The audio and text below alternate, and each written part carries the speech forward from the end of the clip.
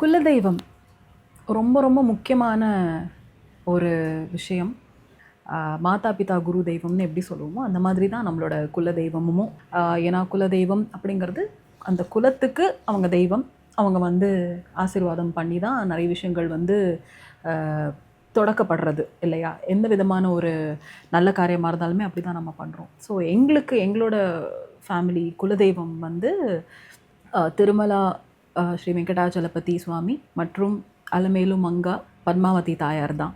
இவங்களை பொறுத்த வரைக்கும் நாங்கள் எப்போ அவரை பார்த்தாலுமே அந்த ஒரு வீட்டில் ஒரு தாத்தாவோ இல்லை ஒரு கொழு தாத்தாவோ பார்க்கும்போது எப்படி ஒரு ஒரு ஃபீலிங் இருக்குமோ அந்த மாதிரி தான் சோஃபார் நான் வந்து ஃபீல் பண்ணியிருக்கேன். இவருக்கும் வந்து நீங்கள் பார்த்தீங்கன்னா நிறைய விஷயங்கள் மிரக்கிள்ஸ் வந்து நிறைய நடந்திருக்கு. ஆஸ் அ ஃபேமிலி நிறைய விஷயங்கள் நடந்திருக்கு. எனக்கு பர்சனலாக இந்த ஒரு விஷயம் நீங்கள் பார்த்தீங்கன்னா இந்த மாதிரி மிரக்கிள்ஸ் அப்புறம் இந்த திடீர்னு மேனிஃபெஸ்ட் பண்ணிட்டேனான்னு எனக்கே தெரியல. ஆனால் இந்த விஷயம் இப்படி நடந்தது. இந்த விஷயம் எல்லாமே இந்த சின்ன வயசில் அந்த டீனேஜ் அந்த டைமில் அங்கேயே அது ஆரம்பிச்சிடுச்சு. எல்லாருமே வந்து ஒரு குறிப்பிட்ட வயசு வந்தால் தான் வந்து பக்தி, அப்புறம் அந்த ஸ்லோகம் சொல்கிறது, அதுக்கப்புறமா திருப்பாவை, திருப்புகழ், அந்த கிளாஸ் போகிறேன் இந்த கிளாஸ் போகிறேன் எனக்கு வயசாகிடுச்சு அப்படின்னு நிறைய பேர் சொல்லிக்கிட்டு வராங்க. அது ரொம்ப நல்ல விஷயம், நான் அது இல்லைன்னு சொல்லலை. பட் எனக்கு என்னமோ தெரியல, அது ரொம்ப சின்ன வயசுலேருந்தே அது ஸ்டார்ட் ஆகிடுச்சுன்னு நினைக்கிறேன். ஸோ ஒரு வாட்டி என்ன நடந்ததுன்னு நான் சொல்கிறேன். நான் என்னோடய காலேஜ் படிக்கிற அந்த சமயத்தில் ஸ்ரீமதி விஷாகா ஹரி அம்மா அவர்களோட ஒரு பிரவச்சனம் நான் பார்த்துட்டு இருந்தேன் யூடியூப்பில். ஸோ அது பார்த்து அவங்க வந்து நம்ம வெங்கடாச்சலபதி அவர்களோட ஹிஸ்ட்ரி பற்றியெல்லாம் சொல்கிறாங்க. அவர் எப்படி உருவானார் எல்லாமே விஷயங்கள் எல்லாமே வந்து பேசுகிறாங்க. இது பேசும்போது ஒரு கிட்டத்தட்ட அது ரொம்ப ரொம்ப லென்த்தியான ஒரு வீடியோ 5 பார்ட்ஸாக வந்து டிவைட் பண்ணி வச்சுருந்தாங்க. இப்போ கூட ஐ திங்க் நீங்கள் யூடியூப்பில் போய் பார்த்தீங்கன்னா இருக்கும்னு நினைக்கிறேன். அது வந்து நான் வாட்ச் பண்ணிகிட்டு இருந்தேன். அது என்னமோ தெரியல, அவங்களோட பிரவச்சனங்கள் நான் வந்து ரொம்ப அதிகமாக பார்த்துட்டே வந்துட்டு இருந்தேன் அந்த டைமில். நான் சொல்கிறேன், நம்ம குலதெய்வம்னு சொல்லிட்டு வந்து நாமளும் வருஷம் போகிறோம் திருமலாவுக்கு போய் பார்க்குறோம், சுவாமியை பார்க்குறோம், கீழே வரோம். அப்போது வந்து பார்த்துட்டு எங்கள் அம்மா கிட்ட சொல்கிறேன், எங்கள் அம்மா முழிச்சிட்டு வேறு இருந்தாங்க அன்றைக்கி. சொன்னேன் இந்த மாதிரி இவ்வளோ விஷயங்கள் ஹிஸ்ட்ரிலாம் இருக்குது, இதெல்லாம் சொல்லவே இல்லைன்னு பார்த்தா எங்கள் அம்மா எனக்கே இவ்வளோ டீட்டெயில்டாலாம் தெரியாது, இதெல்லாம் பார்க்கும்போது நானுமே தெரிஞ்சுக்கிறேன் அப்படின்னாங்க.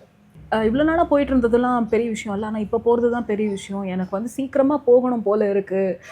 இவ்வளோ கதைகள்லாம் கேட்டதுக்கப்புறமா எனக்கு நிஜமாகவே போகணும் போல் எனக்கு தோணுது அப்படின்னு நான் சொல்லிவிட்டு தூங்கிட்டேன். அடுத்த நாள் காத்தால் ஒரு 7 o'clock எழுந்திரிச்சு வெளியில் வரேன். என்னோடய கசின் சிஸ்டர் வரா வீட்டுக்கு.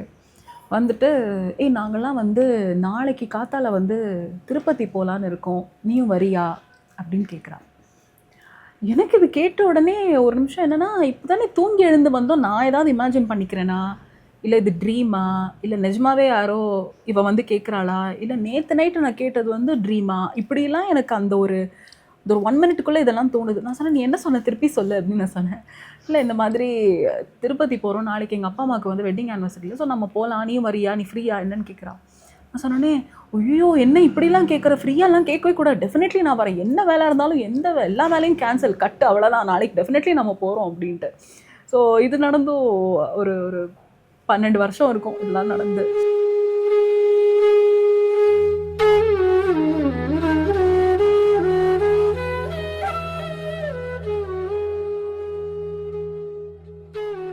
பொதுவாக இந்த மாதிரி இடங்களுக்கெல்லாம் திருப்பதிலாம் நான் சொல்கிறேன், அவர் கூப்பிட்டா தான் நம்ம போக முடியும். நாம் இங்கே உட்காந்துட்டு ஓகே போகலாம், ஓகே புக் பண்ணு அப்படின்னாலாம் அது அவ்வளோ சீக்கிரம்லாம் அது இன்றைக்கி நம்ம பிளான் பண்ணலாம். டெக்னாலஜி இருக்குது, இது இருக்குது, அது இருக்குது, என்ன வேணாலும் இருக்குது. But if something has to happen, he has to decide it, only then it will happen அப்படிங்கிறதுல வந்து நான் ரொம்ப அப்போலேருந்தே நான் அதை நம்ப ஆரம்பித்தேன். டெஃபினெட்லி இதெல்லாம் சொல்ல வார்த்தையே இல்லை. இப்படி இவர் மேலே வெங்கடாச்சலபதி சுவாமி மேலே ஒரு ஆல்பம் பாடியிருக்கேன்.